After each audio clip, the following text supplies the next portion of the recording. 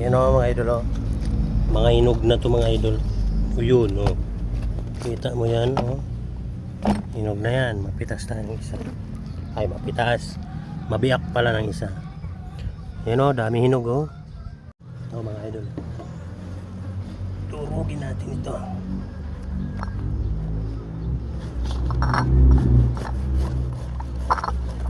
Yun. Ayun o. Ay, sayang to. Ito tayo kukuha. Ito mga idol o. Ganda.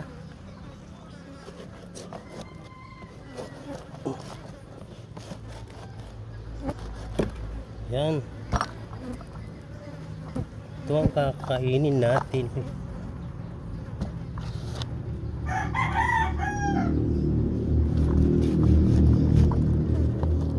Yan ang kakainin natin mga idol. Yan na. So, diba mga idol, sarap nito.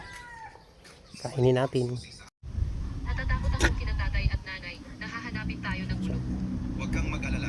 Idol, kain tayo mga idol ng langka. Sa araw-araw, Pampabango ng putot.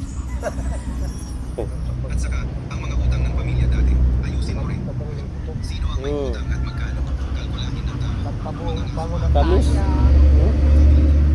Paligsahan kayo ng pamilya.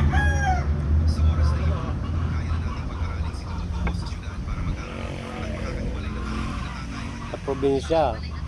Sinusungkit lang to sa puno. maaaring manatili rito na rin. Nagkasala ako sa inyo.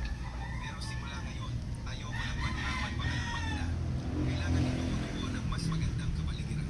Hindi rin tayo dapat maging pabigat pa sa Kamis mga idol. kapag nakaipon na tayo, aalis na tayo. Ingatan ko ang prang ito. Itong masarap prutas. Ang target nila ay ang todo ni Sheila at ang pag-aaral ni Todo. Kung tutuusin, malapit nang mangyari iyon. Sa pagkakataong ito, walang sino man ang makikialam. Nangyari sa'yo. Natalo ako sa Maliit lang pero napakatamis mga idol. nagpapabutang, si Wang Lao. Madaling magtira, pero mataas ang interes. Umutang ako sa kanya ng 500, pinalad ako at nanalo ako ng malaki. Naadik ako at Yung buto nito ha, kala ko mananalo pa ako. masarap din to lagain. Pilit niya ako pinagbabayo. Yung buto. Hindi, puputulin ang kamay ko. Ano ang gagawin natin? Humingi kayo kay San. May pera siya. Ganun. Magbibigay si San. Hmm. Inalagaan natin siya ng maraming taon. Ang perang iyon ay dapat sa atin lang. Kamis. Luwalwa. Luwalwa. Hinog sa puno mga idol. Kuya, nakita mo ba si Duwalwa? Hindi, hindi ko nakita.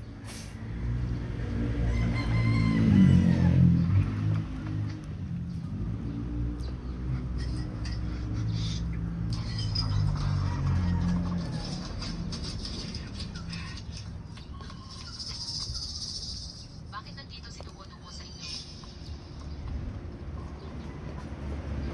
Huwag mo.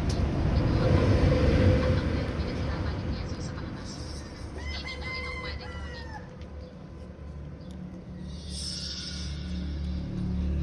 Tigil. Ibinalik niyo ang pera. Binayad ko na ang utang. Kung kaya mo, kunin mo. Kamis. Grabe. At nagmamatabang ka pa. Kapag inaabot na sa akin ang pera, walang makakabawi. At ito ay utang ng kuya mo. Natural lang na ikaw ang magbayad. Maging matalino So masarap din to gulayin mga idol ha. Hulihin ko ang mga buto mo. Sa perang ito, may dote ng asawa ko. Matamis-tamis na to pag ginulay mga idol. Sino mang magnakaw, kausapin muna ang palasok. Ginoong Lin. Harap. Hindi ko kayo nakilala. Hindi na ako mangungulit sa inyo. Nasaan ang pera? Ano ang pambayad mo? Tatay. Kaya mga idol, Bayaan ninyong tulungan kain ako tayo isa. ng langka. Talagang hahayaan mo ang kuya mo na putulan ng kamay? Problema niya iyon. Itinuturing ko pa ba kaming pamilya? Noong nakaraang buhay, sina tatay at nanay ay nag-ipon ng pera ng palihim. Hindi nila inilabas para sa